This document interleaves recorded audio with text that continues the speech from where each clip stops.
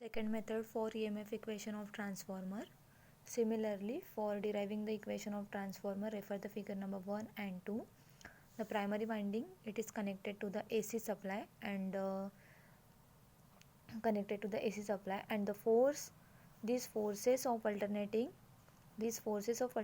current through the primary winding and to produce the alternating flux in the core.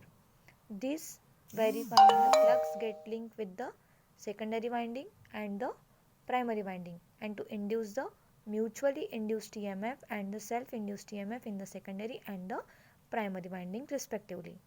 For the expression for the induced voltage, from the figure we get the maximum flux phi m. The frequency, it is the supply frequency, and the number of turns in the primary winding N1 and the number of turns in the secondary winding N2.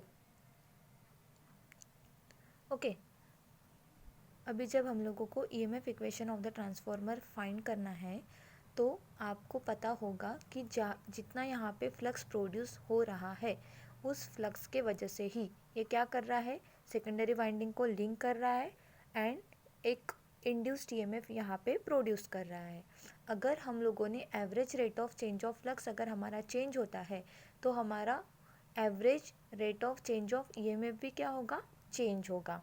But average rate of change of flux is equal to the average EMF induced per turn होना चाहिए. Okay, then we get the EMF equation of the transformer.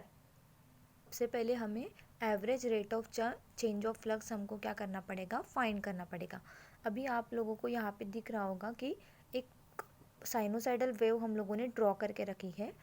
उस sinusoidal wave में एक positive half cycle है और एक negative half cycle है.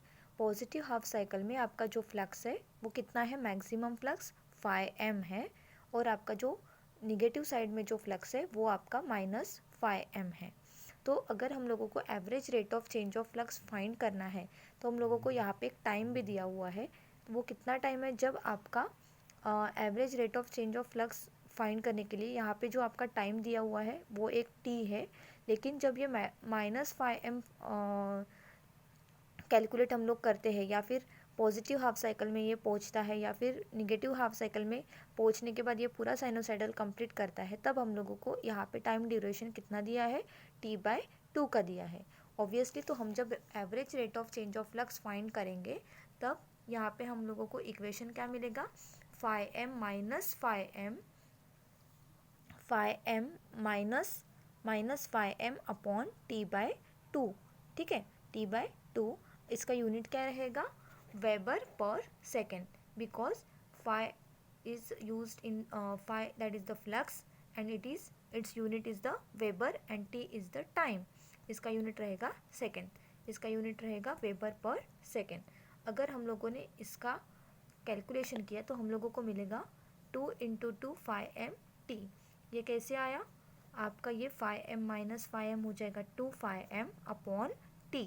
ये t/2 था, ये 2 हम लोगों ने ऊपर लेके गए. अभी यहाँ पे जो t है, t क्या होता है, आपका टाइम होता है. अगर आपने इसको फ्रीक्वेंसी के लैंग्वेज में लिखा तो आपका फ्रीक्वेंसी के लैंग्वेज में हम लोग कैसे इसको डिफाइन करेंगे, 1/t is equals to f करके हम लोग यहाँ पे पुट करेंगे. तो अभी ये जो वैल्यू है ये हम वैल्यू क्या करेंगे, ये इक्वेशन में पुट करेंगे तो हमारे पास एक वैल्यू आएगी, rate of change of flux is equals to 4 phi m f weber per second because of the 1/t. Okay, then अभी हम लोगों को फाइंड करना है, मैंने पहले ही बोला था अगर आपका average rate of change of flux is equals to the average EMF induced per turn हमको क्या करना है, फाइंड करना है. क्योंकि हमारा अगर rate of change of flux change होता है तो हमारा EMF भी क्या हो जाएगा, चेंज हो जाएगा. तो यहाँ पे अभी हम लोगों को जो average rate of change of flux मिला है 4 phi m f मिला है. ठीक है, अभी हम लोगों को जब EMF फाइंड करना है तो यहाँ पे हमको पर टर्न में फाइंड करना है.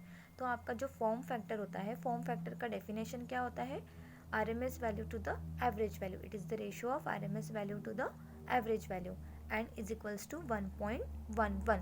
तो हम ये क्या करेंगे, इसमें पुट करेंगे। क्यों पुट करेंगे? क्योंकि हम लोगों को जो भी अल्टरनेटिंग क्वांटिटी की जो वैल्यू रहती है वो हमेशा हम लोग आरएमएस वैल्यू में ही क्या करते हैं, फाइंड करते हैं। तो हम लोग यहाँ पे RMS value of EMF per ton क्या कर देंगे, फाइंड करेंगे। अभी हम लोगों के पास एवरेज ईएमएफ इंड्यूस पर टन कितना है, 4 एमएफ है ये वैल्यू, और ये वाली वैल्यू हम लोग इसका क्या करेंगे, मल्टीप्लाई करेंगे, तो हम लोगों को मिलेगा RMS value of EMF per turn. तो 4 MF into 1.11 then we get the 4.445 MF volt. ठीक है, ये हम लोगों ने यहाँ पे फॉर्म फैक्टर क्यों यूज़ किया है, because for calculating the RMS value. Okay, then last RMS value of EMF induced in the primary side and RMS value of induced in the secondary side। तो अभी RMS value of induced EMF in the primary side क्या रहेगा, E1 रहेगा, और E1 के अंदर में आपका जो प्राइमरी साइड है वहाँ पर नंबर ऑफ टर्न्स कितने रहते हैं, N1। Okay, N1। तो हम लोग इसको क्या करेंगे, मल्टीप्लाई करेंगे, then we get the four RMS value of induced voltage, RMS value of induced EMF or voltage in the primary side, and we get the secondary side, but multiplying the number of turn, similarly for primary and similarly for the secondary. So we get the E1 is equals to 4.445 mf N2 and E2 is equals to 4.445 mf N2. E2 is the induced EMF in the secondary and E1 is the induced EMF in the primary.